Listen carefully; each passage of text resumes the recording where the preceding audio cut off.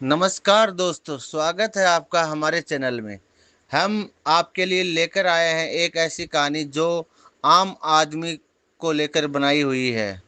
आज की कहानी का शीर्षक है मेडल बनाम रोटी। आज कचहरी में एक अजीब सा मुकदमा आया था, जिसका फैसला सुनने के लिए इतने लोग आए थे कि कचहरी खचाखच भरी थी। जितने लोग थे उतनी बातें। कोई कह रहा था उसे ऐसा नहीं करना चाहिए था। जान बहुत कीमती है भाई। परेशानियां तो आती जाती रहती हैं, जिंदगी गई तो दोबारा नहीं मिलती। इसी तरह सभी का अपना अपना तर्क था।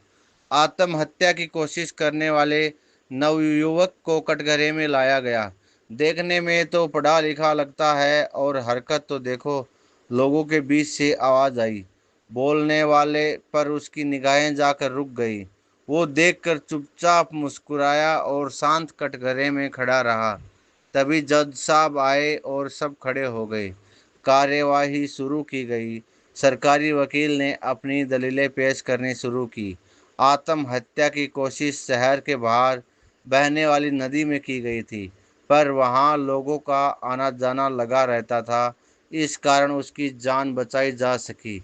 पर जब जान बचाई गई, उस वक्त उसे होश नहीं था। पुलिस को बुलाया गया तो पुलिस कर्मचारी उसे सरकारी अस्पताल लेके गए। वहां जब पूछा गया तो पता चला कि उसने जिंदगी से मुक्ति पाने के लिए आत्महत्या की कोशिश की थी। इसके पीछे किसी का हाथ नहीं। बहुत जोर देने पर भी उसने और कुछ ना बताया। सरकारी वकील ने कार्यवाही शुरू की।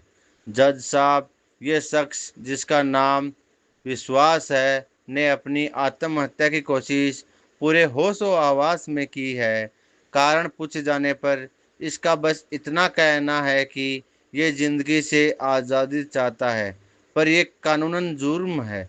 इसलिए मैं चाहूँगा इसे दफ़ा 309 के तहत 1 साल की सज़ा दी जाए। इतना सुनने के बाद भी उसके चेहरे पर एक अजीब सी मुस्कान थी। जज साहब ने पूछा, क्या तुम्हें अपनी सफाई में कुछ कहना है? उसने मुस्कुराते हुए अपना सर ना में हिलाया। बस फिर क्या बाकी था। जज साहब ने अपना फैसला सुनाया और उसे 1 साल कैद की सजा हुई। उसे जेल में ले जाया गया। धीरे धीरे दिन बीतने लगे। उसकी जेल के अन्य कैदियों से दोस्ती हो गई थी। सब बड़े दिल वाले थे। कोई चोरी करते पकड़ा गया था तो कोई कत्ल करके आया था। सब में अच्छी बनती थी। वहाँ एक दूसरे के हमदर्द से बन गए थे सब। एक दूसरे से अपने दिल की बातें किया करते थे। अचानक एक दिन किसी ने उससे पूछा, तुमने बताया नहीं कि तुमने मरने की कोशिश क्यों की? और कोशिश की तो फिर नदी में क्यों? कोई और तरीका क्यों नहीं अपनाया? और किसी तरीके से शायद मैं बच ना पाता। क्या मतलब, मैं स्टेट लेवल चैंपियन हूँ तैराकी का। इतना सुनते ही सबके होश उड़ गए कि ये क्या बोल रहा है। उसने बोलना जारी रखा, बचपन से ही मैं गरीबी देखते आया हूँ।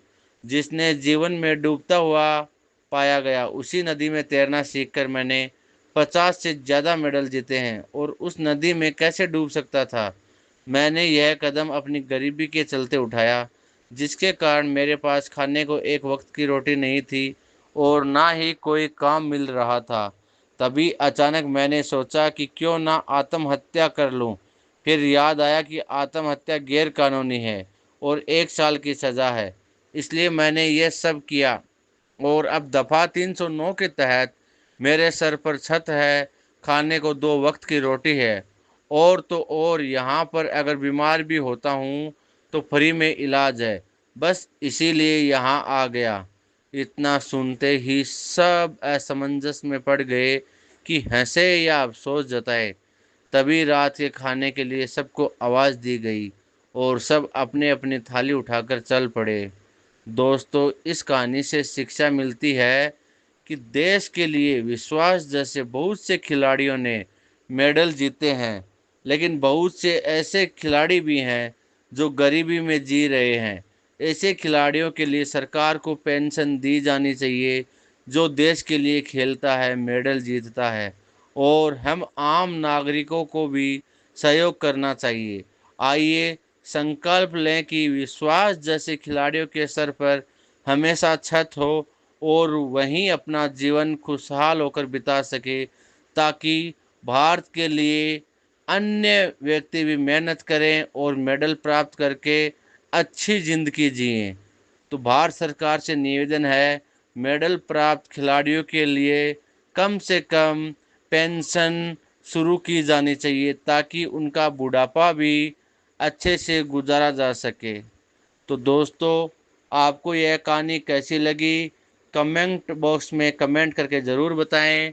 साथ ही आप चैनल पर नए हो तो चैनल को सब्सक्राइब करें, लाइक करें और शेयर करें। धन्यवाद।